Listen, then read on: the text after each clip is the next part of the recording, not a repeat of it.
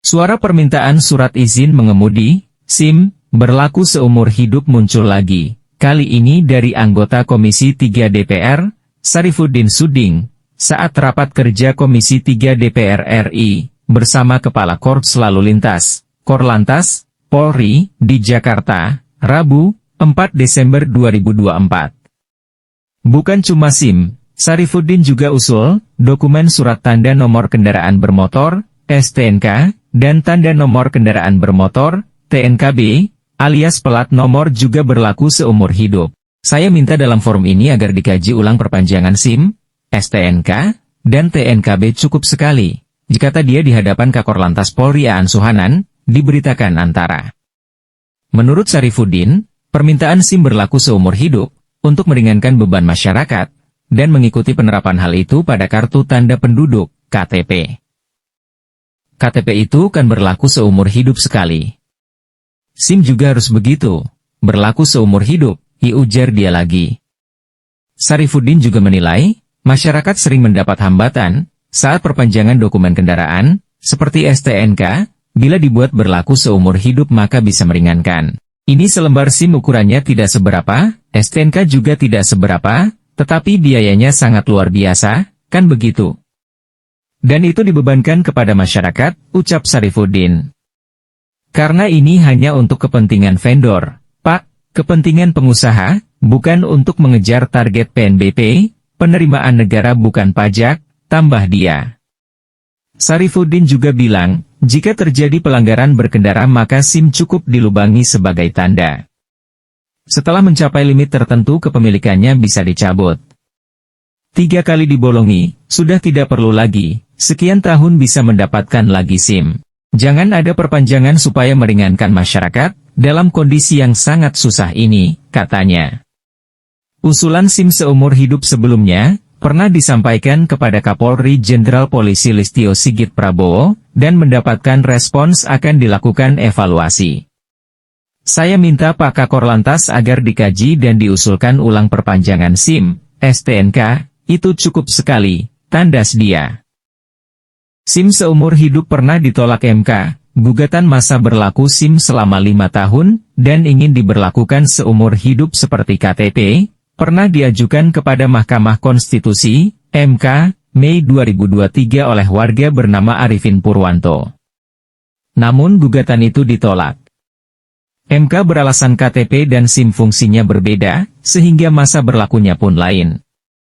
KTP merupakan dokumen yang wajib dimiliki setiap WNI, sedangkan SIM tidak wajib. Sementara dari perspektif keselamatan berkendara, perpanjangan SIM setelah 5 tahun, diperlukan untuk memvalidasi ulang, kemampuan berkendara pemilik SIM secara berkala. Dalam kurun waktu 5 tahun, banyak perubahan bisa terjadi pada seseorang, misalnya kesehatan mental dan fisik terkait kemampuan mengemudi. Dampak negatif SIM berlaku seumur hidup, selain karena alasan forensik, pemberlakuan SIM seumur hidup juga berdampak negatif.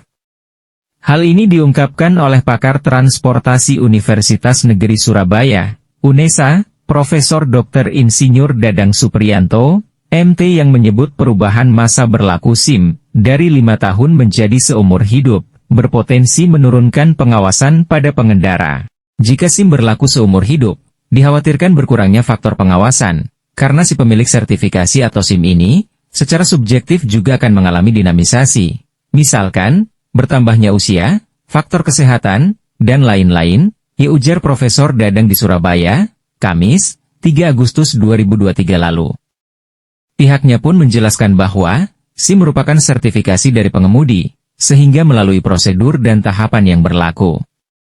Menurut dia, dengan SIM yang mempunyai batasan waktu mekanisme evaluasi, pengawasan dan edukasi bisa berkesinambungan, karena SIM mencakup masalah kompetensi dalam mengemudi. Seorang pengemudi itu harus dibekali kompetensi keahlian, sesuai amanah UU nomor 22 tahun 2004, karena seorang pengemudi membawa orang, penumpang atau barang, sehingga seorang pengemudi harus dibekali dengan uji kompetensi, tuturnya.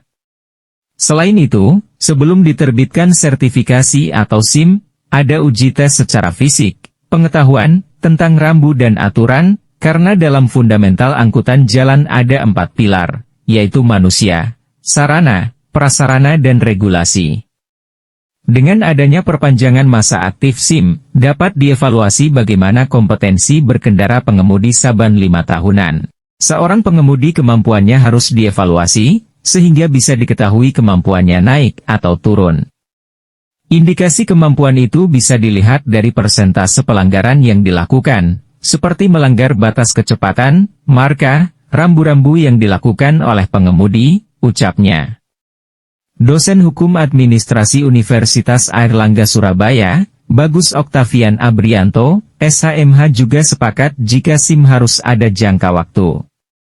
Menurutnya, pengemudi yang mendapatkan SIM pada saat awal belum tentu sama keadaannya pada saat tahun-tahun berikutnya. Selain itu, adanya batasan tertentu dalam izin, membuat pihak berwenang dapat mencabut SIM pengemudi melakukan pelanggaran. Karena sebagai salah satu aplikasi pengawasan, dan menjadi kewenangan Polri, sesuai dengan pasal 16 ayat 2, Undang-Undang Polri dan Undang-Undang Pelayanan Publik, ujarnya. Di sisi lain, menurut Kementerian Keuangan, Kemenkeu, pemberlakuan SIM seumur hidup, bakal berdampak negatif terhadap setoran penerimaan negara bukan pajak, PNBP, dari lembaga Polri. Menurut perhitungan PNBP, skema penerimaan yang disetor Polri ke negara, mencakup 60% dari biaya perpanjangan SIM. Sementara 40% sisanya berasal dari penerbitan SIM baru. Tahun 2022 yang realisasinya sekitar 1,2 triliun rupiah, perpanjangan itu 60%-nya. Jadi kalau misalkan itu, SIM seumur hidup, diberlakukan, maka pendapatan dari perpanjangan SIM, bisa turun 60%. Sekian informasi singkat, mengenai usulan perpanjangan SIM, dan STNK, semoga informasi ini bermanfaat. Sekian dan jangan lupa like, dan subscribe.